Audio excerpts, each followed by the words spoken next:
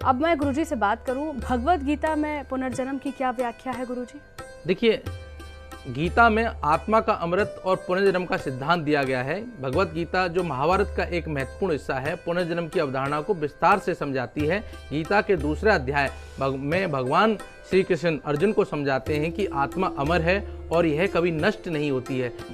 श्री कृष्ण के द्वारा बताया गया है कि आत्मा को पुराने वस्त्रों के त्याग और नए वस्त्रों के धारण से तुलना करते हैं। आत्मा पुराने शरीर को छोड़कर नए शरीर में प्रवेश करती है, जैसे व्यक्ति पुराने कपड़े छोड़कर एक नए कपड़े पहनता है। कर्म और पुनर्जन्म का संबंध अगर मैं बात करूं तो भगवत गीता में कर्म का सिद्धांत प्रमुखता से वर्णित है। कर्म ही वह आधार है जिसके अनुसार आत्मा को पुनर्जन्म मिलता है। श्री कृष्ण अर्जुन को बताते हैं कि व्यक्ति के कर्म उसके अगले जन्म को निर्धारित करते हैं। अच्छे कर्म से शुभ जन्म और बुरे कर्म से अशुभ जन्म की प्राप्ति होती है। गीता के अनुसार कर्म का योग करके व्यक्ति मोक्ष की प्राप्ति करता है और पुनर्जन्म के चक्र से मुक्त होता है।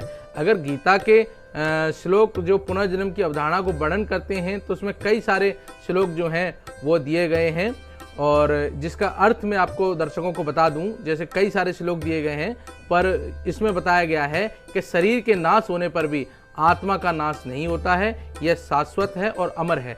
आत्मा की यात्रा और मोक्ष की प्राप्ति भगवत गीता में श्री कृष्ण जो हैं वह आत्मा की यात्रा का वर्णन करते हैं और बताते हैं कि आत्मा कैसे जन्म मृत्यु के चक्र से गुजरती है। मोक्ष की प्राप्ति के लिए आत्मा को अपने कर्मों को शुद्ध करना होता है और ज्ञान का पालन करना होता है। जब आत्मा पूर्ण रूप से शुद्ध हो जाती है तो उसे मोक्ष की प्राप्ति होती है और वह पुनर्जन्म के चक्र से मुक्त हो जाती है।